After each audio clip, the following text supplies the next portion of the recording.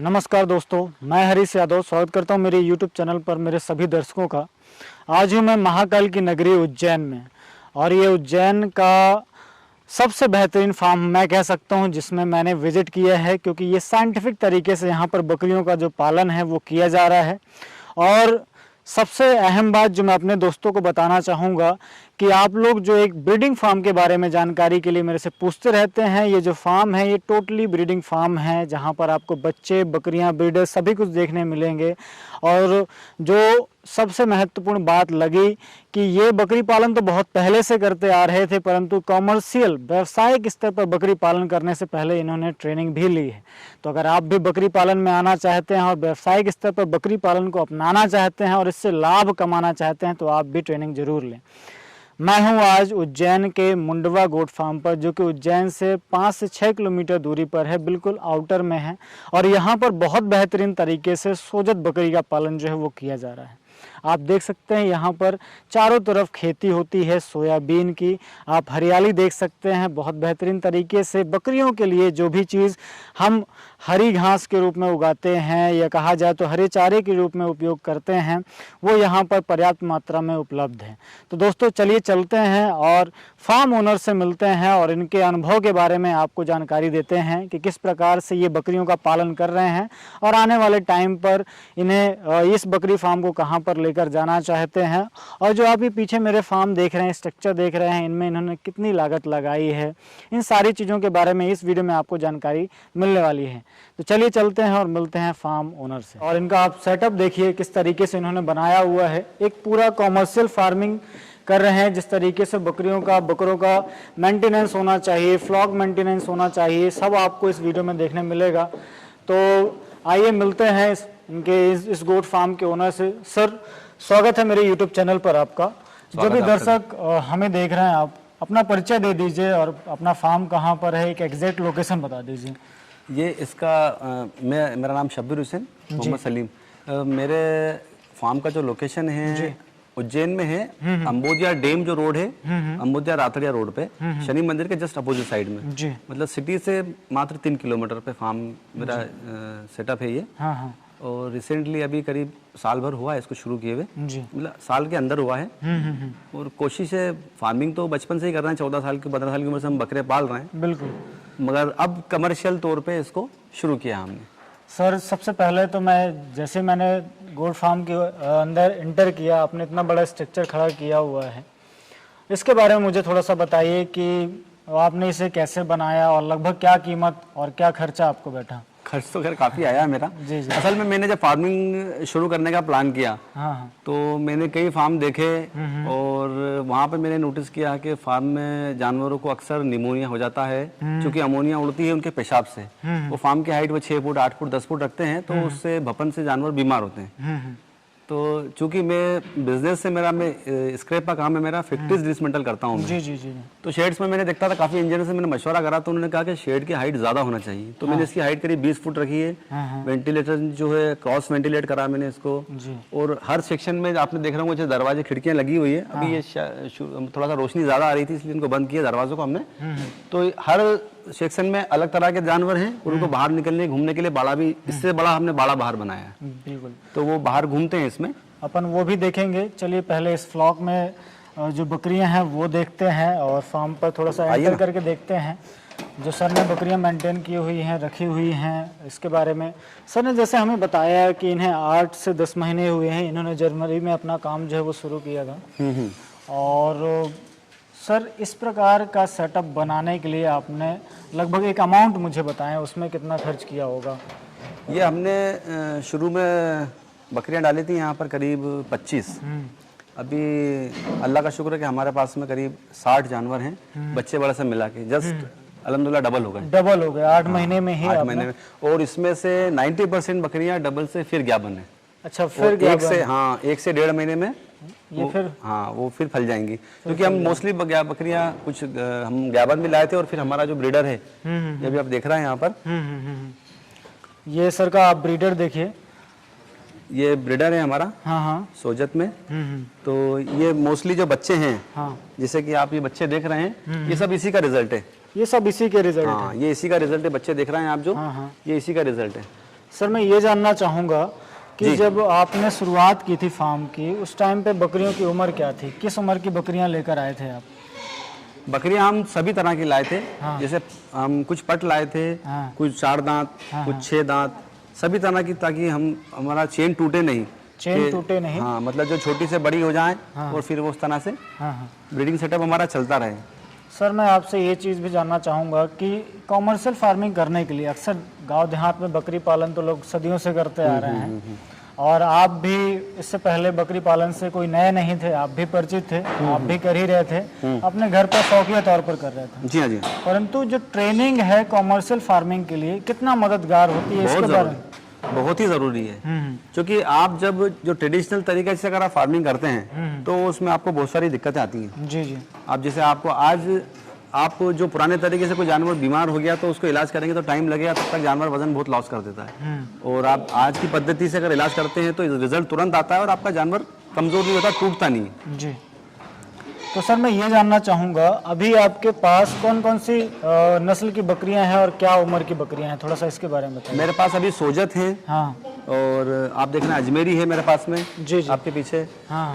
और मेरे पास में पतीरा है। हाँ, अपन यहाँ से शुरू करते हैं। जैसे एक आध बकरियों के हमारे पास में अजमेरी जो भी आप देख रहे हैं। जी जी। ये बैठी हुई पतीरा है हमारे पास में। ये बैठी हुई पतीरा, ये इसके बारे में थोड़ा सा मुझे बताइए सर, क्योंकि पतीरा बकरी हमें कम देखने मिलती है, क्योंकि ज़्यादातर मैं जो अपने चैनल पर बकरियां लेकर आता हूं या जो शूट करता हूं वो सिरोही होती है या गुजरी होती है या बर्बरी होती है। तो थोड़ा सा इसके फीचर्स के बारे में मुझे बताइए।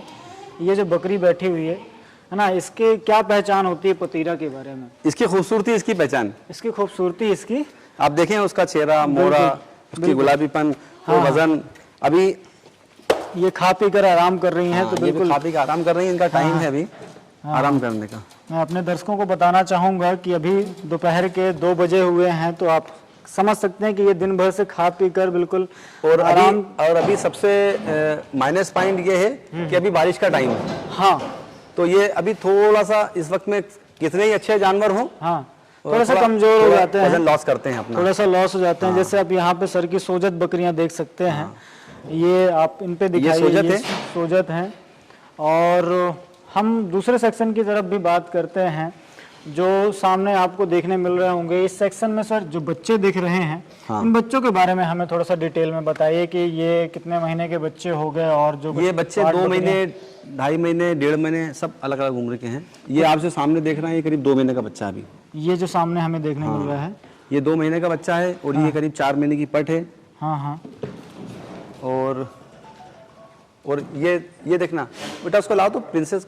चलिए ये यहाँ पर देखते हैं, ये सर ने इसका नाम प्रिंसेस रखा हुआ है। हाँ, ये हमारी प्रिंसेस है जी, हम इसे प्रिंसेस कहते हैं। बिल्कुल, आप इसकी खूबसूरती देख सकते हैं, है ना।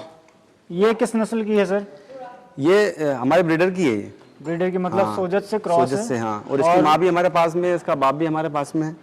तो ये प्योर सोजत से निकली हुई है। हाँ जी। ये देख सकते हैं कानों की लंबाई, आप उसी खूबसूरती से देख सकते हैं उसको। बिल्कुल बिल्कुल। और जैसे मैं वीडियो के दौरान बात भी कर रहा था, टैगिंग की हुई है सर ने, और टैगिंग जो है इससे ये पता चल जाता है कि एक बकरी का नंबर होता है, आप देख सकते हैं। ये इसका आधार कार्ड है ना, ये इसका आधार कार्ड है। इसकी पूरी जानकारी, आप ये कब पैदा हुई, कब इसका फर्स्ट वैक्सीनेशन किया गया, सेकेंड डोज, जो अपन एक लिस्ट तैयार करते हैं ना, एक अपन फाइल तैयार करते हैं बकरियों के हिसाब से, ये काफ़ी मददगार होती है। मैं कुछ और बकरियां सर की देखना चाहूँगा। ये क्या हमारे पास में पूरा रिकॉर्ड है, हमने कब इसको वैक्सीनेट किया, कब हमने डिवॉर्मिंग किया। हाँ हाँ।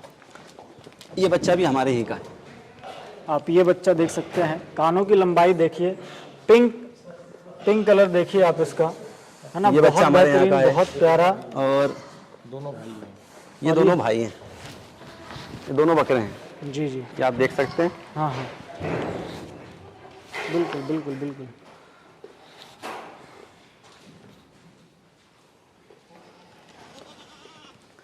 ये सब बच्चे हमारे यहीं के। जी जी।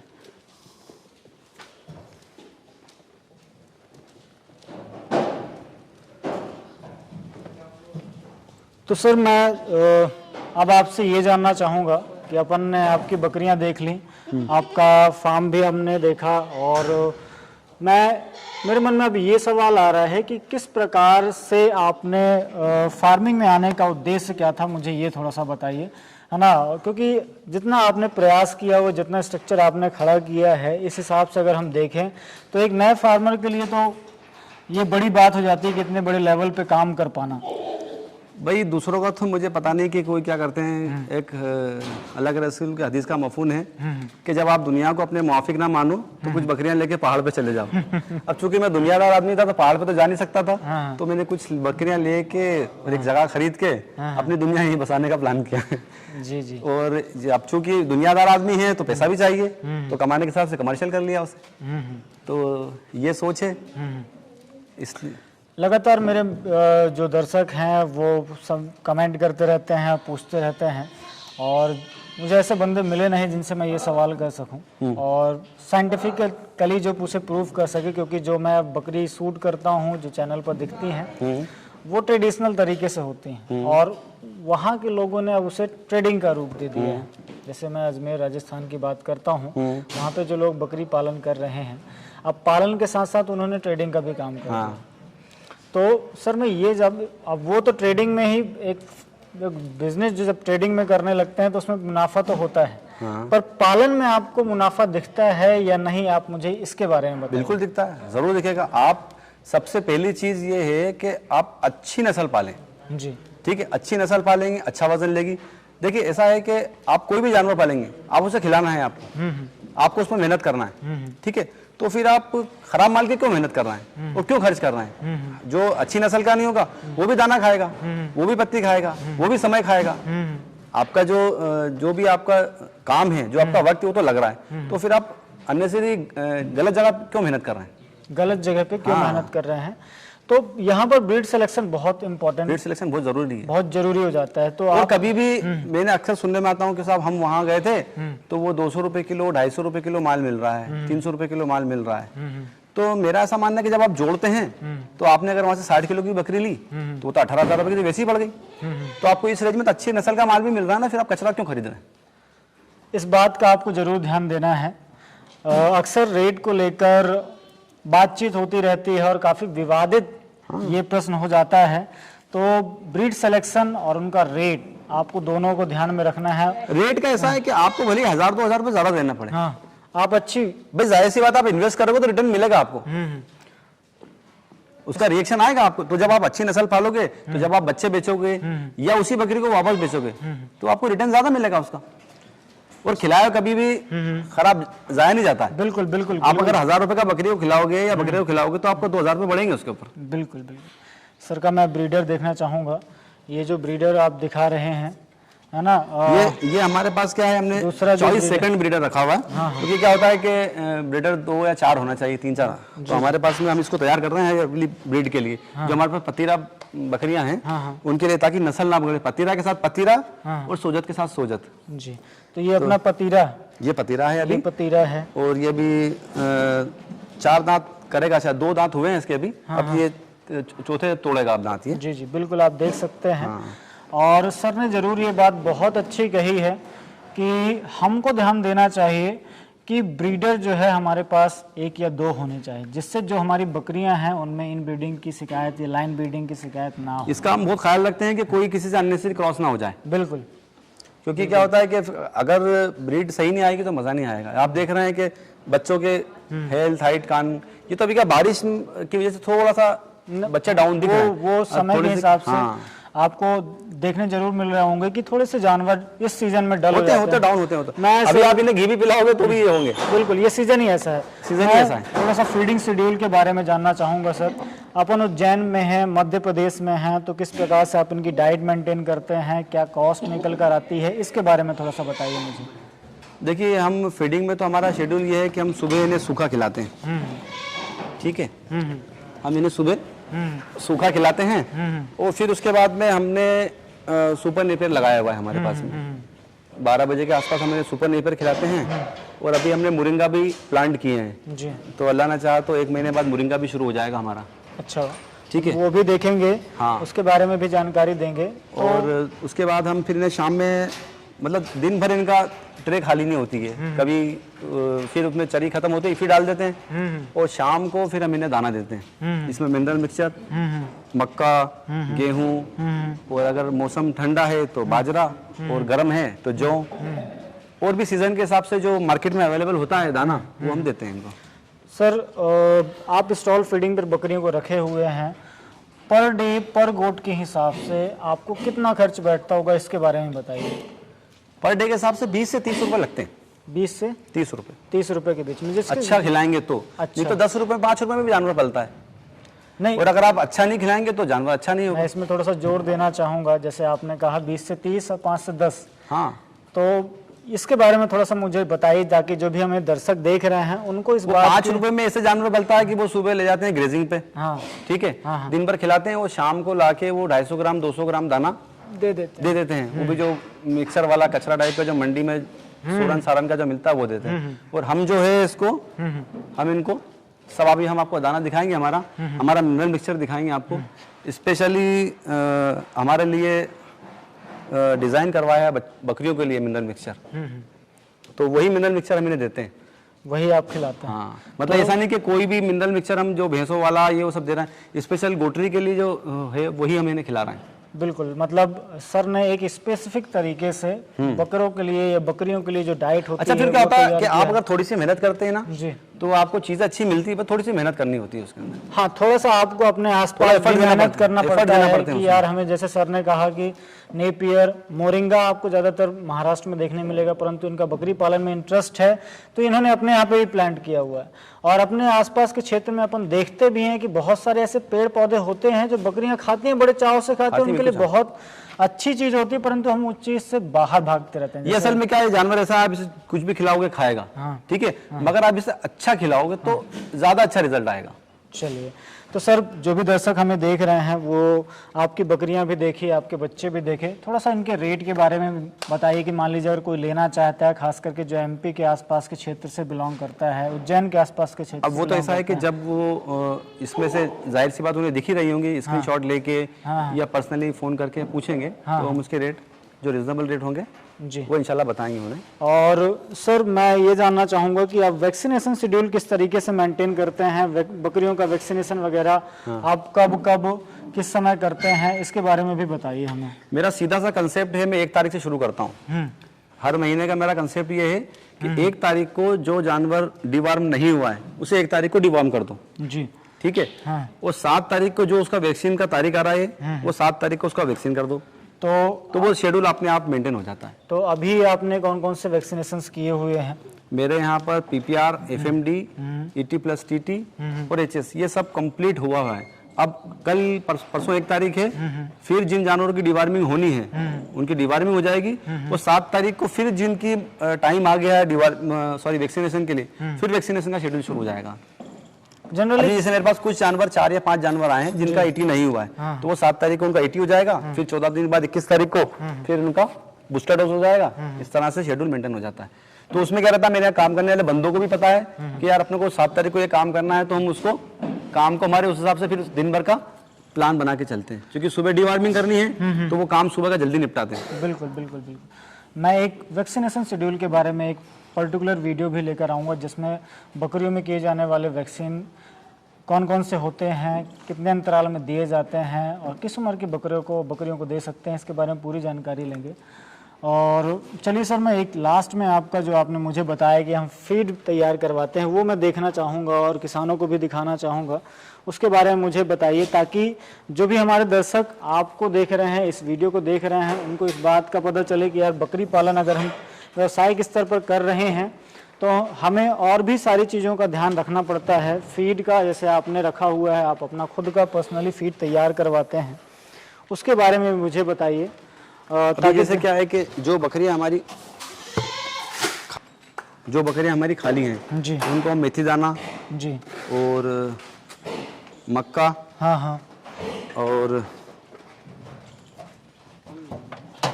ये मक्का आप देख सकते हैं, पिसा हुआ मक्का इन्होंने रखा हुआ है।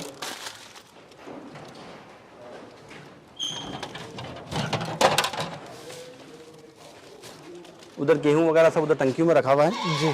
ये क्या हमारा ये और फिर हम क्या है, सबसे बड़ी चीज़ कि जानवर क्या है कम ज़्यादा होते रहते हैं, तो हम हमारा फीड जो है वो डेली ही वजन करके देते हैं और फीड हम डेली बनाते हैं, मतलब मिला के नहीं रखते हम।